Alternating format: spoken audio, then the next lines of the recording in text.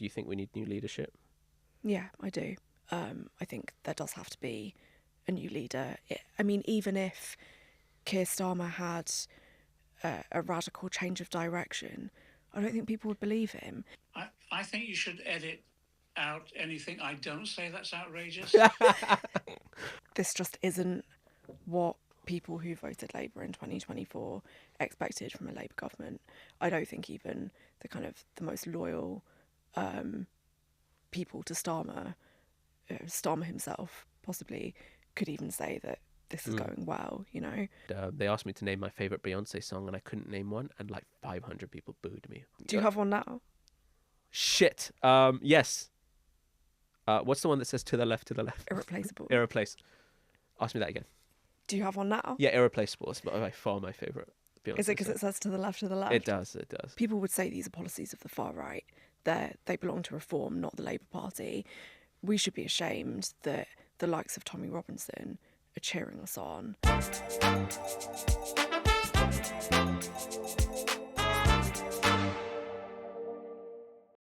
Hello, everybody. Welcome to the Politics of Podcast. We've got a really, really special episode. We're in a different studio. First of all, we're usually downstairs, so we got you the special big studio because we got a special big guest, Nadia Whittome, MP for Nottingham East. One of the youngest MPs, certainly in the Labour Party, but in Parliament overall. What's it like not to be 103 years old and an MP? Why are they so old? It must be strange. Tell the truth. Yeah, it's weird, like being in a workplace like full of people who are like your parents' age and your grandparents' age. Your great grandparents' age. Yeah. yeah. Did you when you first? Yeah, certainly when I first started, it was like. Well, I was going to ask that. You were younger when you started. That's how time generally works. 23, just a 23. So you were elected at 23. What was that like?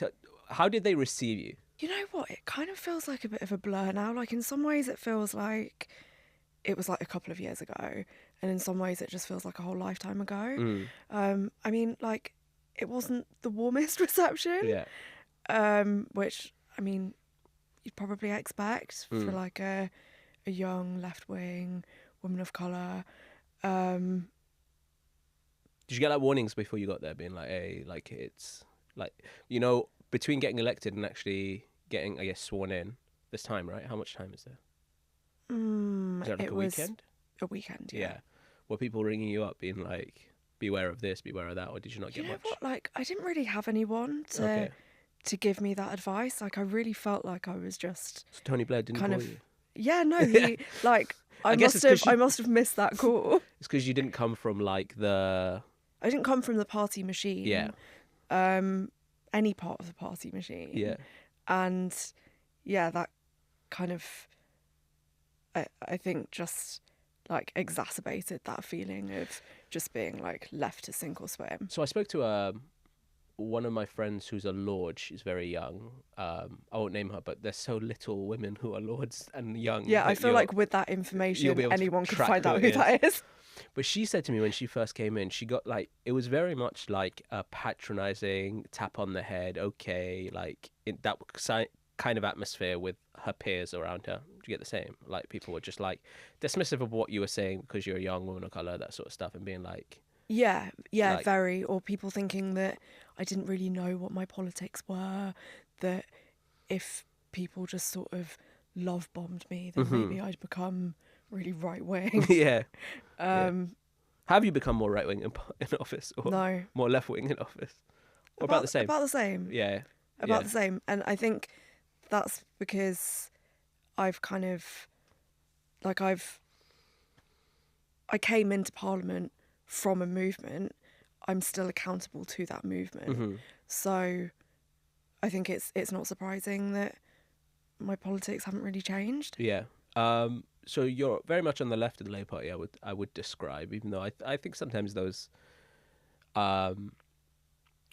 classifications are a little bit flawed. I read an article today that was talking about like soft left MPs considering running a leadership challenge, and included a plethora of names whose politics are so vastly different. It made me question what the term soft left even means. Yeah, I think a lot of us question that. Yeah. So soft left is anything between like Margaret Thatcher and Jeremy Corbyn, pretty much, it sounds like. But I would describe you as being sat on the left of the party. Give me a sense of how you're feeling, because I'm on the left of the party and I am fucking depressed. So are you also fucking? Should we rename this episode where left and depressed? Depression Diaries. Yeah. How are you feeling? I'm feeling much the same as you, to be honest. Like I'm not gonna sugarcoat it. I think that a lot of members are feeling the same way. This just isn't what people who voted Labour in 2024 expected from a Labour government. I don't think even the most loyal people to Starmer himself possibly could even say that this is going well, you know. People ask me every day, how are you finding it? As I'm sure they do to you as well. And I'm so sick of like going over how grim I'm finding it. Yeah, I apologise. I find it in itself like a depressing thing to do. I'm trying to. Is it called trauma bond? You. Yeah, I guess. Look, what's interesting is the media's always framed it as like a factional thing in the party. Now you're on the left, but I would certainly not classify you as factional, if that makes sense. You're not like a factional operator. You're confident in what you believe in, but I wouldn't classify you as factional anyway. No, I'm but not. The criticisms of the party now and the direction of the party since the general election aren't a left-wing thing. I think like traditional Labour voters who would, I guess, be centre-left, left-wing, all the way to actual people on the further left than them, everyone is disillusioned, as well as the general public. Right, we're polling at what? Yeah, I mean 60, it's certainly 16%. unifying. Yeah. That's, I guess we did unify people. Like just So I want to ask you first specifically about the immigration stuff. So Shabana Mahmood's immigration reforms that was announced from the House of Commons, including making asylum status temporary up until 20 years of being here. There was all sorts of conversations about assets. I don't know how much of that they've debunked, but the narrative very much seems to have shifted in a sort of reform space in the party. I think the announcements I heard from Shabana from the dispatch box is one of the worst things I've seen a Labour senior politician announce from a dispatch box. It was one of the most appalling things I've ever heard come from Parliament from a Labour person. What's your response to the announcements that have been made, the sort of narratives that Labour are driving on immigration and migration in general? I thought they were utterly sickening. These are inhumane, brutal policies. If you asked someone in the street, what party do you think these policies belong to? People would say these are policies of the far right. They belong to Reform, not the Labour Party. We should be ashamed that the likes of Tommy Robinson are cheering us on. You would if you. I reckon if you stopped someone in the street, told them to close their eyes, they hadn't heard the announcement, and said a senior member of a party or a party is endorsing making asylum. Basically, the journey is if you come to this country as I did at the age of 4, at the age of 20, having been educated here, having spent my life here, friends, family, roots, all this kind of stuff, I could be bounced back home if a civil servant in Whitehall determined that my country was safe. Yeah. People would say that's a reform policy. Absolutely. Like, what depths have we sunk to as a party that we're talking about deporting children, seizing valuables from people seeking asylum, stopping people from being able to bring over their spouses and their partners, their spouses and their children. And these are people who have already been granted refugee status. Mm-hmm. Yeah, we're talking about genuine asylum seekers, not, this term that they're using of people like gaming the system or whatever. And I guess it's not just the policy announcements, but it's the narratives that's being used. Yeah. This sort of almost pound shop reform narrative. What's amazing to me is we've been running essentially kind of pandering to this reform tune and sinking in the polls. So it's not having political benefit. It's completely counter to the values of the Labour Party. We're about to get destroyed in the local election. I don't understand what's going on? Help me. Yeah, Help me understand it. There's not a political benefit. There's not a moral benefit. It doesn't fix the system. 100%. Like, this is morally wrong. This is not how you treat people who are fleeing war, persecution, violence. Like, if any of us were in that situation, we would want to be able to seek sanctuary. We would want to be able to bring our partners and our children so that they could be safe as well. We would want to have permanent protection, not be constantly looking over our shoulders every 30 months because we might be deported. Not being able to have permanent residence for 20 years. I mean, like, it doesn't take a genius to work out that that's just going to create a two-tier society, as it has in Denmark, where you're basically treating refugees and people seeking asylum as like a lesser category of human being. So yeah, there's absolutely no moral case for this. There's no electoral case for it either, because all that's happening, and you know, like, I'm glad that Keir Starmer has called out the like racist policies of reform, but it's no use doing that if we're kind of setting ourselves up as a Labour Party to be some kind of reform tribute act. All that does is deepens division. It legitimises those racist and divisive policies.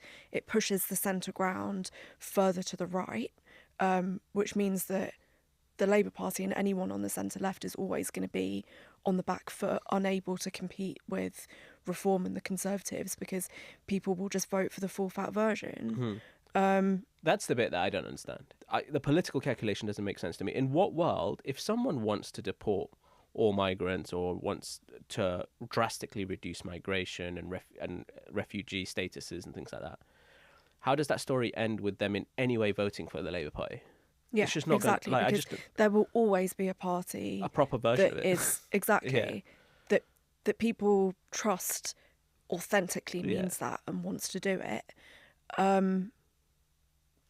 Yeah, all it does is like generate support for far right policies.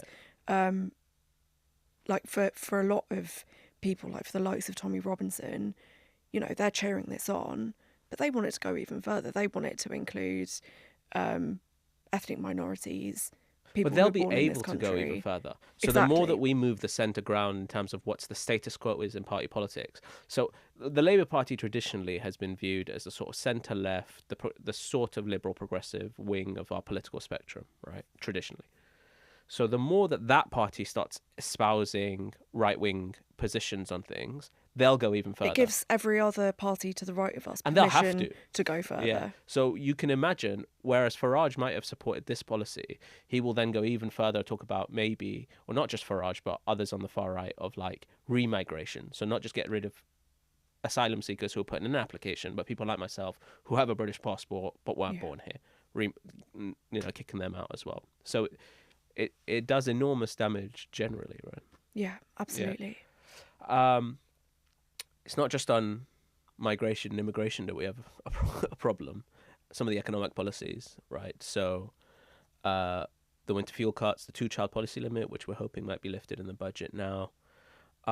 Generally, it's not really felt this whole government within Labour values, and Labour MPs seem to start to be getting angry, antsy. What would you say the mood is right now amongst the Parliamentary Labour Party? Extremely flat. And that's not just on the left of the PLP. It's not just in the Socialist Campaign Group, which I'm a member of. It's, to be honest, it's right across the board. People, even people who I think have been traditionally loyal to Starmer and come from that kind of wing of the party. Well, not that wing, because I don't think he necessarily comes from any wing of the party. But they're being told on the doorstep, we're never voting Labour again. All of us are kind of having, from Reform voters, it's, you're not going far enough, we don't trust you. and the kind of, you're not addressing these issues of like the NHS, and which, you know, Wes Streeting has done some stuff on the NHS, but I don't think anyone would argue that we're going far enough in any of these areas of like funding public services, reducing wealth inequality, tackling poverty, while at the same time we're being told by progressive voters, I'll never vote Labour again because you're not doing enough on reducing poverty and inequality. Your stance on genocide in Gaza, on trans rights, on immigration, disability benefit cuts, all sorts of things. And actually, you know, a lot of those issues aren't just issues that people on the progressive left care about. They're issues that people on the right care about and are personally affected by too. And I think that's the kind of policy platform that could unite so many people, you know, around people's material interests. For me, the tragedy of the whole thing is the missed opportunity, because there does feel to be a groundswell, this sort of yearning from people within communities for something radically different. We've seen that. I was in New York for Mamdani in New York. Denmark, which they've nicked this immigration policy, the Social Democrats have just been chucked out by a left-wing party, essentially, for the first time in 100 years in, I think, Copenhagen. Yeah. If you speak to people on the street, within communities, even online, whether that's the support Zach is getting now or, you know, the early momentum that existed behind a potential left-wing Your Party before that all caved in on itself. I'm using all of these as examples of there is a sort of, all the pieces are there for something radically different, focused on progressive social policies and a humane foreign policy. And that should be the Labour Party. I know people are angry with the Labour Party now. I can already envisage the comments being like, no, the Labour Party is full of X, Y, and Z. But that should be the Labour Party. And it's just such a missed opportunity. Yeah, right? and the party, I think there's a real feeling that the party's been hijacked by people who, you know, are not governing on the basis of Labour values. And I think the party can't be surprised then that people are looking elsewhere. Yeah, this isn't what members want. So we speak to members all the time. It's not what voters want. It's not even what the MPs want. No, it's not. But the problem is the way that they It's not even what a lot of right wing, like MPs on the Labour right want. I went to an event with Andy Burnham, whose name is being brought up all sorts of different ways in terms of future leader of the party, and he said something really interesting to me. He said the whip system in Parliament is broken, and I definitely get that sense. I wasn't elected in 2019. You were elected, but it seems like the way that party machinery works, I don't know how much you can speak to this, I don't know how your hands are tied with it, but it's just a culture of fear and punishment, of vote with us or we'll remove the whip or we'll do X, Y, and Z in terms of the sort of power that, and we've heard stories, people like Afsana Begum have told stories about the way they've been handled by the whips, rather than bringing your own party with you in terms of a program to believe in and a sort of hopeful vision for the future. Is that the sense am I right? Because I'm not there. I think the whip is being used in a really draconian way, to kind of silence people, to crush dissent, to crush any kind of like debate in the party. And it's never been used like that before in history, like not even under Tony Blair. Mm-hmm. And I think the consequence of that is people feeling like they can't speak out. I mean, of course, like many of us are continuing to speak out anyway, but there are far more MPs who I think would speak out if it wasn't for this culture of fear and punishment. That's interesting. So if the fear of losing the whip and this culture of fear and punishment doesn't exist, do you think loads more MPs would be speaking out? Yeah, okay. I do. Yeah. Because they are privately.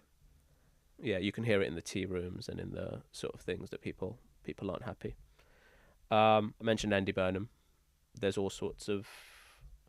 I think people can see the writing on the wall and the fact that this ship isn't going to turn around, perhaps under Keir Starmer. Do you think we need new leadership? Yeah, I do. For a long time, I said that we need a complete change in direction in the party, and that doesn't necessarily have to mean a new leader as long as the current leader learns lessons. I think it's clear that we're way beyond that point now. I think there does have to be a new leader. Even if Keir Starmer had a radical change of direction, I don't think people would believe him. No. And I don't think the people around him would allow that to happen. So I think there needs to be a change of leadership, a change of personnel, of people in number 10, and a completely different direction for the party that taxes extreme wealth, reduces the obscene wealth inequality that we're seeing just balloon in this country, tackles poverty, funds our public services, while at the same time standing firmly against racist politics of divide and rule, and the scapegoating that Reform and the Tories rely on, rather than joining in with it. Yeah, and if we don't change direction, I mean, Labour's looking at annihilation, maybe oblivion, right? I mean, where just when you think it's that meme of I forget the football manager, it can't get worse, can it? And he's like, it can. Yeah. It can't go on like this, can it? It can. Or I think I've mentioned it on the podcast before, that Simpsons meme where Bart is saying to Homer, "It's the worst day of my life," and he's like, "Worst day of your life so far." There you go. So yeah. I mean, I don't think it's beyond the realms of possibility that the Labour Party could be absolutely obliterated electorally if there's not a change soon. If we don't change direction, then that is the trajectory we're going on. We're staring down the barrel of a Reform government in 2029, and if that happens, it will be squarely the fault of the Labour government for not resisting reforms of racism and division, for instead pandering to it, and for not doing enough to improve people's living conditions. Keir Starmer said he's going to lead Labour into the next general election. I mean, as far as I'm concerned, I don't see that happening in any way, shape or form. I could say I'm ready to lead England's line in the World Cup in the summer. I could show up to America. I don't think they'll let me into the stadium, let alone onto the pitch. Is there anyone you like? You don't have to firmly nail your colours to the mast, but who's some figures? Maybe name a few figures that you like. John McDonnell. John, listen, I told you. I basically told John this, and he used expletives in response to me. So John, it's not just me. Yeah, he said that to me as well. Yeah. So I'm glad I've got some cover now. I'm going to stand behind you. So John, I'm obviously not properly answering the question there because yes, my dream would be John McDonnell. Yeah. Obviously, that's not going to happen. It's not going to happen because John's not going to do it, but. That itself is a good answer to me because I don't expect actual because we don't know who's going to announce, but that gives a sense of the sort of direction you think the party should go. Yeah. Absolutely. I think we would be in a very different position if John McDonnell was leader right now. He's going to be so angry at me. There's no way this is getting cut. Yeah, we should do a whole episode on why John McDonnell should be leader and send it to him. Let's do this. We're live on the podcast, right?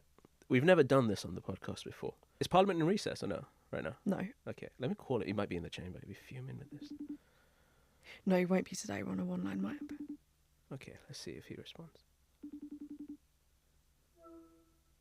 Hello, John. How you doing? Listen, before you say anything incriminating, I'm recording a podcast episode with Nadia Whittome here. And so you're live on the podcast. Obviously, I'll edit this if you say anything outrageous. So I've just asked Nadia, in a future leadership election, who would be her ideal candidate? And she named you, so I just want to get an official response from you. Okay. I think you should edit out anything I don't say that's outrageous. Is there anything we can do to convince you to be our dear and glorious leader or no? There is absolutely nothing you can do to convince me. I've tried so often and I've been so popular I've never been able to get on the ballot paper. And I think that does send a message to Nadia and yourself, okay? Well, Let me put it this way, though. What is quite exciting for me, despite all the malaise within the Labour Party at the moment, and it is pretty grim, there's a new generation coming through. And I think there's an inspirational generation. The issue is just maintaining the presence at the moment and just holding position so that we can then turn this ship around again. And it can be done. I mean, people were sceptical before, after the Iraq War, leave the Labour Party and all the rest. We said, no, we're going to slug this out, and we can turn this around. And then we got Jeremy elected leader. We can do that again, and we've got to give people confidence of that. That's the most important. See, thing. in like 36 seconds, you've given me hope again, man. I don't know. I'm gonna keep trying you. We love you, John. I'm gonna let you go. All the best. Bye, John. I'll keep working. Classic John to just turn it. Do you see how straight around to us? Yeah, and his totally PR'd answer. Yeah. You would think that I had that prepared. That was off the cuff. So you know what? He does make an interesting point though. Like, look, all of my comments, anytime I've done anything with there's an enormous amount of anger with the Labour Party, largely because. And what's interesting is it's not apathy. People feel betrayed by the party. If people just hate it, like people just hate individual politicians and stuff like that, they don't go out of their way to come on our video and comment underneath how badly Labour's doing or the betrayal they feel. Because I think people did feel a sort of emotional attachment to the party and they feel betrayed. That being said, the hope that I draw, people ask me why I'm still in the party. There's a number of things for me, and I'll ask you this as well. One is, I think no matter what happens on the next election day, if it's 2029, the way to stop reform in a first past the post system will include the Labour Party. So I see it as part of my responsibility and duty to make sure that Labour Party is as progressive and forward-looking and left-wing as possible as a socialist, right? That's incumbent on me. Secondly, as bad as things have gotten with the leadership of the Labour Party, and I agree with every single word that you've said so far, I meet members who are hardworking, sort of inspiring socialists who believe in a different version of the Labour Party to this. And I meet people like you, MPs like you, like John, like Richard, like Clive, like others, who are continuing to bravely speak out. So I think there's something can be saved here, and a coalition can be built that might include the Greens, it might include others at the next general election to stop reform. Is that what's keeping you in as well and keeping you hopeful about what the future might look like as much as we're trauma bonding here? That's very, very similar to how I feel. Yeah, on the first point that you made, like we're looking at a potential reform government in 2029. The Labour Party is going to be part of stopping that. Probably a big part of stopping it under a first past the post system, and I hope that we don't have a first past the post system. The other thing Andy Burnham said, by the way. Yeah, he's been good on that. So yeah, that's one thing, and I agree. It's the responsibility of socialists, particularly left-wing MPs, to stay and fight and to make sure that party is as progressive as it can be. That seems like a very bleak task right now, but I think things can change relatively quickly in a short space of time in politics. I mean, look at the height of Jeremy's leadership. This wouldn't have been seen. Labour going this far right wouldn't have been seen as reasonable. So the day's darkest before the dawn. And that was only a few years ago. Yeah. And people wouldn't have thought during the Blair leadership that, 10 years later, we'd have a Corbyn-led Labour Party. Obviously, we don't have years to play with now. The crises that we face as a country, as a class, as the world, are huge. The climate crisis, the far right, growing inequality and poverty. But yeah, what are the other reasons that I stay? So the strategy that I've been arguing is that I am more useful to the movement as a backbench Labour MP than I would be as an opposition MP, because of the particular role that I have, it means that I can put pressure on the government publicly, which is powerful coming from an MP from your own party. It means that I can persuade colleagues in, when I obviously have to be a bit careful about how I talk about this, but when it comes to votes around important issues, there obviously is organising around that happens months in advance. And debates votes on, like, just general party debates on issues. Yeah. Like the winter fuel stuff, like on the And disability yeah, cuts I'm was a thinking big one. particularly around the disability cuts. Yeah. And, And it has real impact. So I'll say this, it has real impact, right? So I expect that the winter fuel, the 2-child policy limit is going to be lifted. Campaigners have said it's one of the single biggest drivers of child poverty in this country. There is no way on God's green earth that gets lifted without you and other left-wing MPs in the Labour Party, right? So whatever we think about the environment, right, you being there is going to lift children out of poverty. That's a direct impact. That on a lot of things, I'll accept debate in the comments. I'm not accepting debate on that. That's just a fact, right? So you can still have impact. Yeah, I think so. And that, I'm not saying that this is the most important position to be in or this is the most important role in the movement, but it's a role in the movement.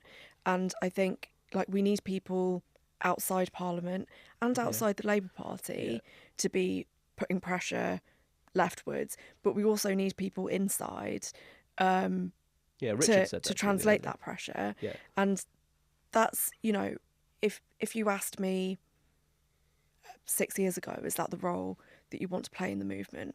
No, probably not. But that's the role I have. So I've got to do it, and I've got to do it properly. And that sometimes means taking shit for it. It sometimes means, I understand that there are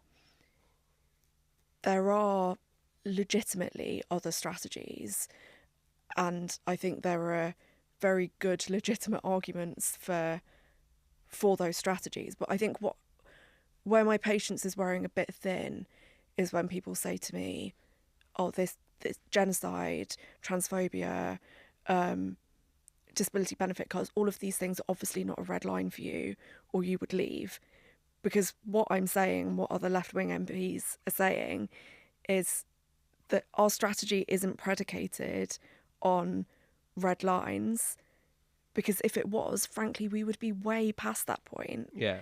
And you can think that our strategy isn't a good one, that we'd be better off doing something else, and that's totally fair enough.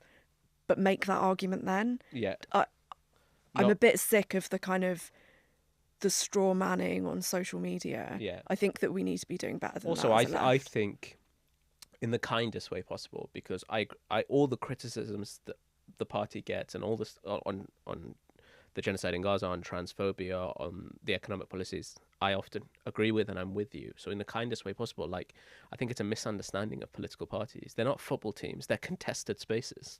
100%. Right? We're there to win, right? And if the route to victory is making the arguments within and organising within. And actually, Richard said the same thing. I had Richard on here last week, and he said... Yeah, I saw it. It was a great episode. Yeah, he said he's a combination of inside and outside Parliament. That's how movements work, and you're saying the same thing, right? The campaigners on the outside...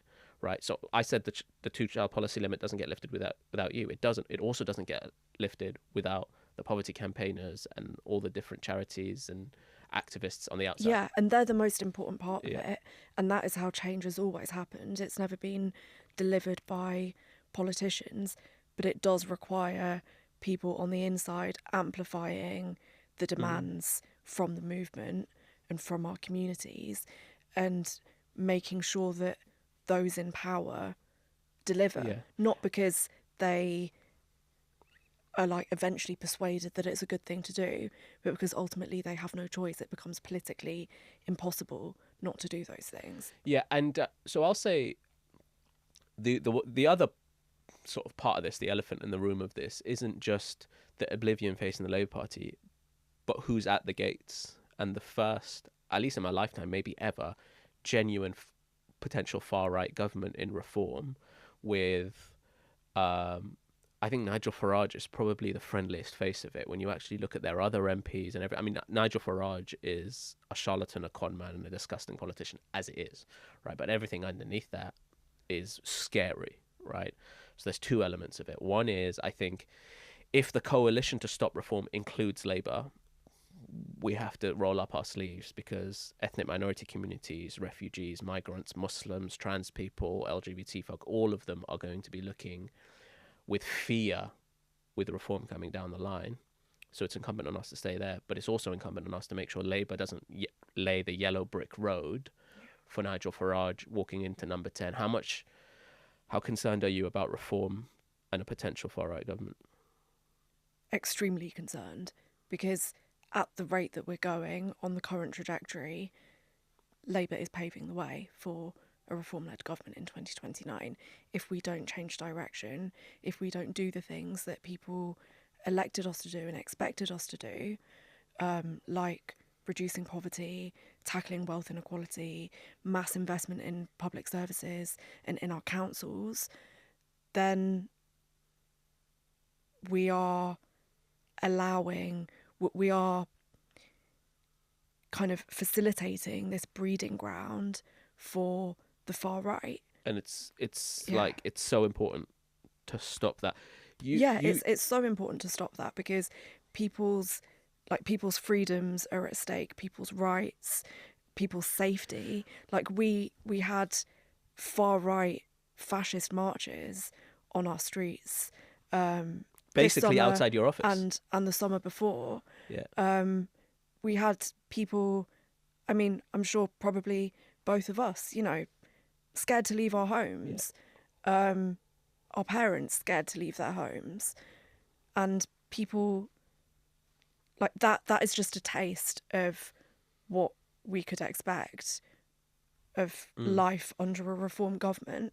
And people expect a Labour government to be standing with us and condemning that racism and that division, not pandering to it and joining in with politics, with policies like the immigration policies that have been announced this week. You got to share a chamber and halls with some of these people, like Nigel Farage and 30p Lee and the worst of the lot, Rupert Lowe. What's that like?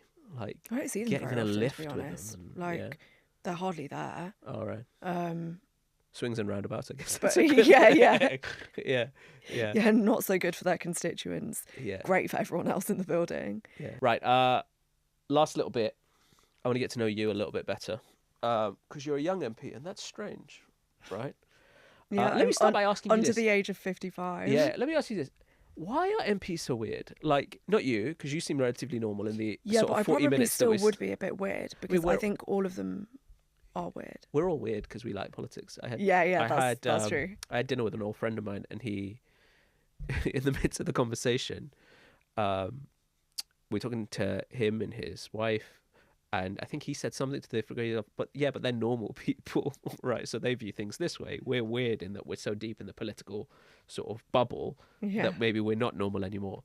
But even given that, I think, so my view is, and I'm going to maybe catch a bit of heat for this, I'll definitely be, we have like the worst class of politicians I've seen in most countries, in terms of like charisma, in terms of personality, a lot of policy and all that kind of stuff. To be fair, I feel like I've had the personality of a brick this podcast episode. No, you've been good. I've got horrible period pain, mate, and a banging headache. Yeah, I tell you what. So it goes to show that the like personality you do have, because I've done these interviews. I've cut some because it's been like, I've been bored sat in the interview, but I've loved this. You've been amazing.